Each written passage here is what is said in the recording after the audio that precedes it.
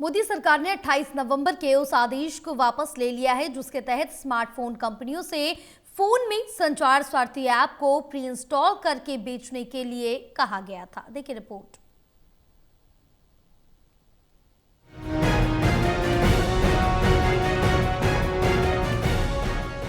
केंद्र सरकार ने अपने 28 नवंबर के उस आदेश को वापस ले लिया जिसके तहत स्मार्टफोन कंपनियों ने फोन में संचार सारथी ऐप को प्री इंस्टॉल करके बेचने को कहा गया था।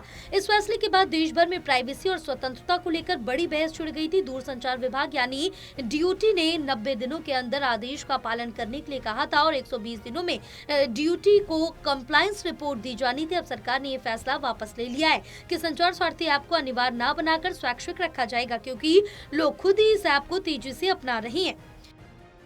Not uninstall the app.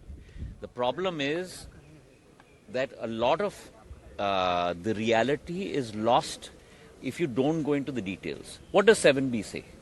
7B only says that the phones should have the apps installed and there should be no hindrance for the user to be able to access it.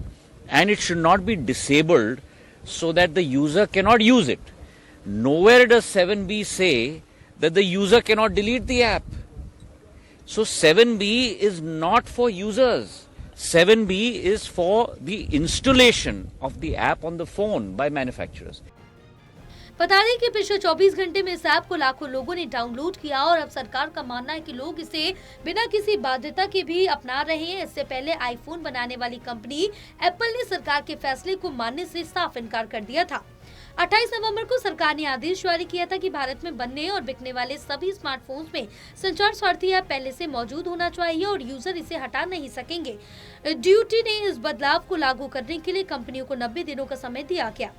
इस आदेश के बाद तमाम स्मार्टफोन कंपनियों और लोगों की ओर से शिकायतें आना शुरू हो गई थी। स्मार्टफोन कंपनियों ने इस फैसले को उनकी पॉलिसी के खिलाफ बताया और लोगों ने इसे अपनी प्राइवेसी में दखल के तौर पर देखा। बढ़ते विवाद के बीच मंगलवार को सरकार की ओर से इसे लेकर सफाई आई थी कि ये एक ऑप्शनल ऐप होगा, यूजर चाहेंगे तो इसे आसानी से डिलीट कर सकेंगे। सरकार की सफाई आने के बावजूद आईफोन बनाने वाली कंपनी ने इस फैसले को मानने से इनकार कर दिया था। एप्पल ने इस फैसले को अपनी पॉलिसी के खिलाफ माना था क्योंकि वो अपने यूजर्स को फोन में किसी भी ऐप को प्री इंस्टॉल करके नहीं देते। इसके अलावा एप्पल ने संचार सारथी को लेकर यूजर्स की प्राइवेसी के लिए चिंता भी जताई थी। इसके बाद अब खबर ये आई कि सरकार ने इस फैसले को वापस लेते हुए फोन में संचार सारथी ऐप प्री इंस्टॉल देने की शर्त खत्म कर दी है। सरकार ने इसे लेकर कहा कि संचार सारथी की लोकप्रियता तेजी से बढ़ी है।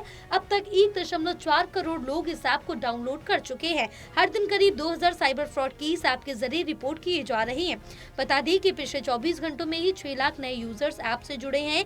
ये आम दिनों की तुलना में 10 गुना ज्यादा है। ऐसे में सरकार का कहना है कि ये आंकड़े लोगों के भरोसे को दर्शाते। इस वजह से सरकार ने फैसला लिया कि ऐप को अनिवार्य नहीं बल्कि वैकल्पिक ही रखा जाएगा। National desk report, total news.